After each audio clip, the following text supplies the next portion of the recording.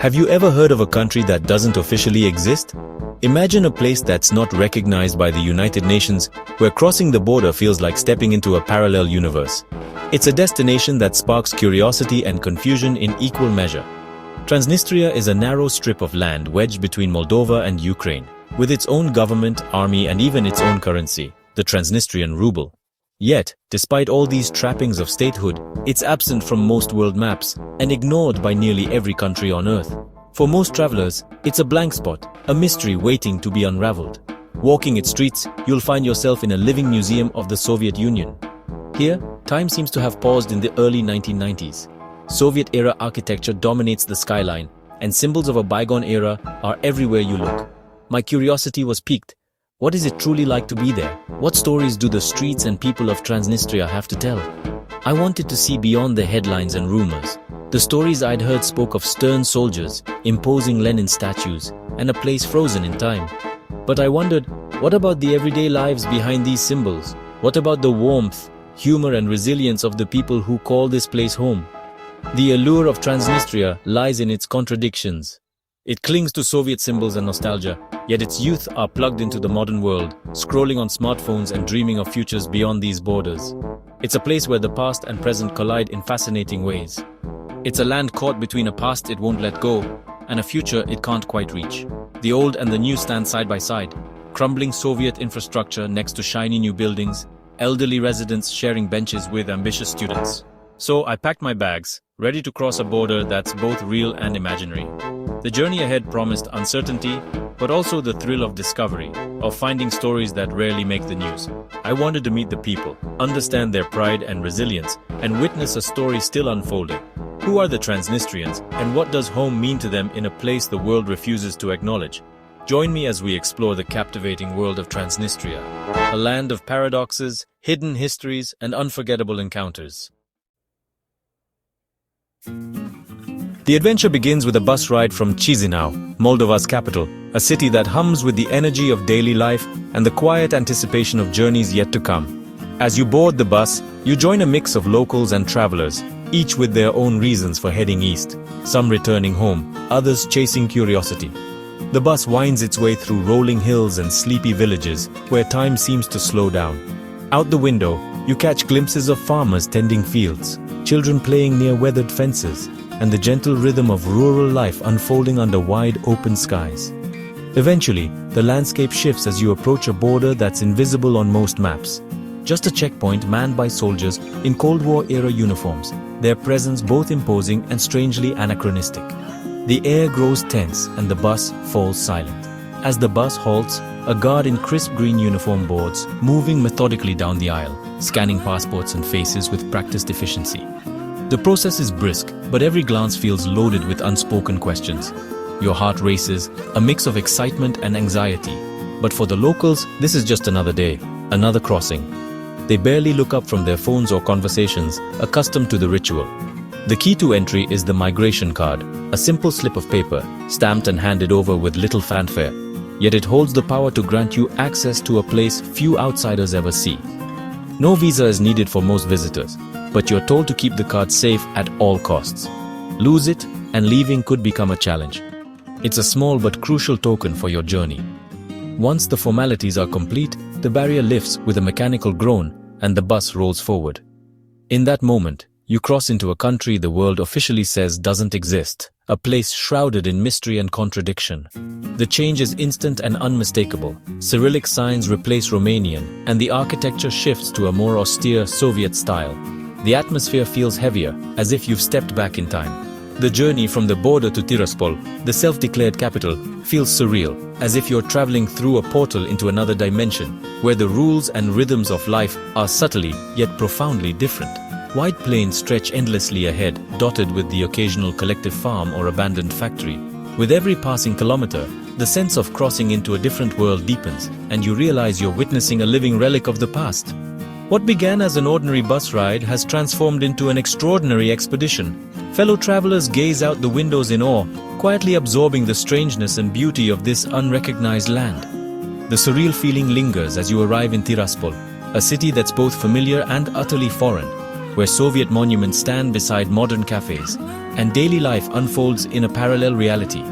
Here, the rules are different, the language shifts, and the adventure truly begins. Every step you take is a step deeper into the unknown, where every street corner holds a new story. The invisible border is more than a line on a map. It's a leap into the unknown, a passage into a world few have seen. Welcome to Transnistria, where the journey is just beginning.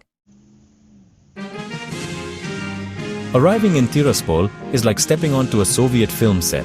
Grand boulevards, spotless streets, and a sense of order. The city's main street is lined with imposing buildings and the ever-present hammer and sickle. Lenin's statue stands tall, not as a relic, but as a living symbol of identity. Here, history isn't just remembered, it's lived. Yet, beyond the monuments, life pulses in parks, cafes, and playgrounds.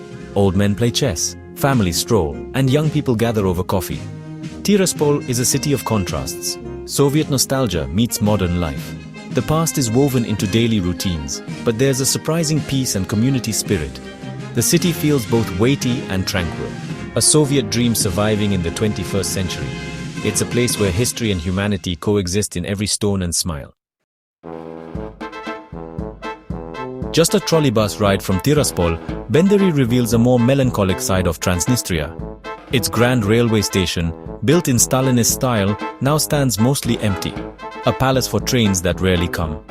Walking its echoing halls feels like exploring a ghost ship, haunted by memories of a busier era. Nearby, the Gorky Cinema and Palace of Culture preserve the spirit of Soviet art and community. These buildings are storytellers, whispering of gatherings and ideals long past. Benderi also bears scars from the 1992 war, reminders of conflict etched into its quiet streets. Yet, the city endures, its people dignified and resilient amid faded grandeur.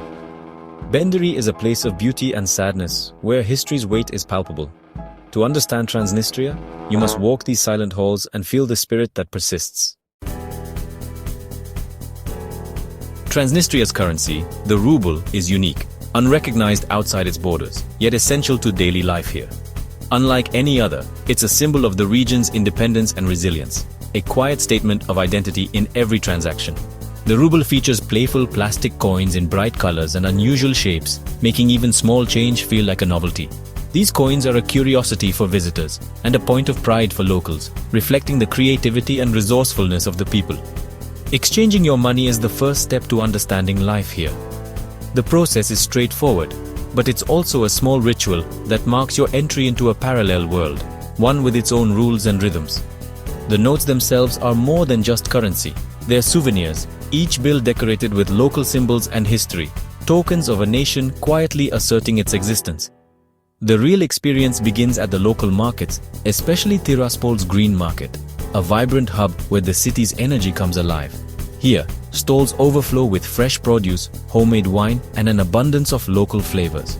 The air is filled with the scent of ripe fruit and freshly baked bread, inviting you to explore. The market buzzes with the chatter of daily life, vendors calling out prices, neighbors catching up, and children weaving between stalls. Elderly women, often called babushkas, sell garden vegetables they've grown themselves, their hands weathered, but their spirits bright. Their smiles are genuine and welcoming, offering not just produce, but a sense of connection and tradition. Shopping here is more than commerce. It's a window into the community's rhythm. Sampling local delicacies, bargaining with vendors, and sharing stories, you become part of the daily tapestry. In these moments, you feel the warmth and pride of the people, their hospitality shining through every interaction. The market is the city's heart, pulsing with life and color, a gathering place for all generations. Here, ordinary lives unfold amid extraordinary circumstances. Despite its political limbo and uncertain status, Transnistria is alive with universal desires, laughter, friendship, and the simple joys of daily life. Good food, good company, and a sense of belonging are cherished here, just as anywhere else in the world.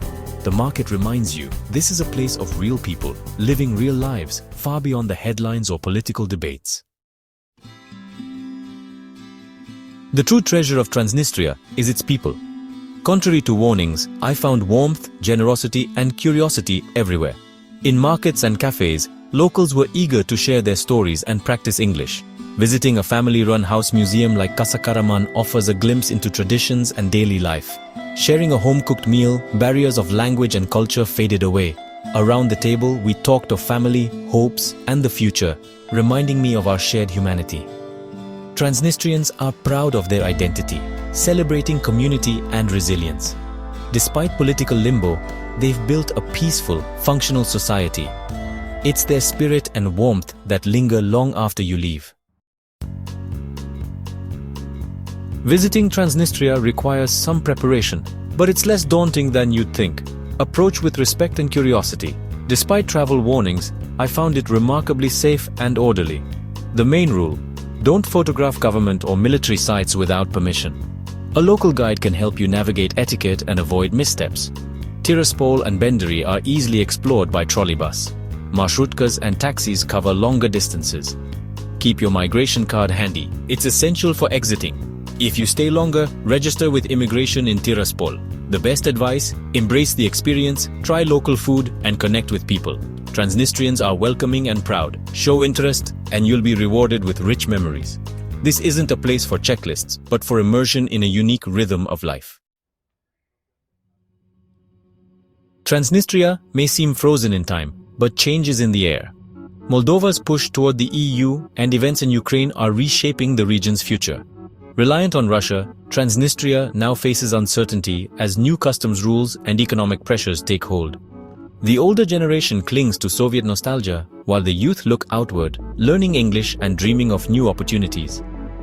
Moldova's government is determined to resolve the Transnistrian issue, adding to the tension. The future is uncertain. Will Transnistria move closer to Moldova or double down on independence? The Soviet time capsule is cracking, and the crossroads are undeniable. Visiting now means witnessing a pivotal moment in its unfolding story. Leaving Transnistria feels like waking from a vivid dream. The Cyrillic signs fade, but the memories linger. What stays with me isn't the monuments, but the humanity, the warmth of a shared meal, the smiles at the market, the quiet dignity in the parks. Transnistria challenges our ideas of what makes a country. Is it a flag, or is it the will of its people? Here, resilience and identity thrive in the shadow of uncertainty. The spirit of Transnistria lives in its people, their stories, and their hope. I left a piece of my heart in this strange, wonderful land. The world is more complex than our maps suggest, and Transnistria is proof of the human spirit's power to create home and meaning. If you're curious, go. An unforgettable experience awaits, echoing long after you return.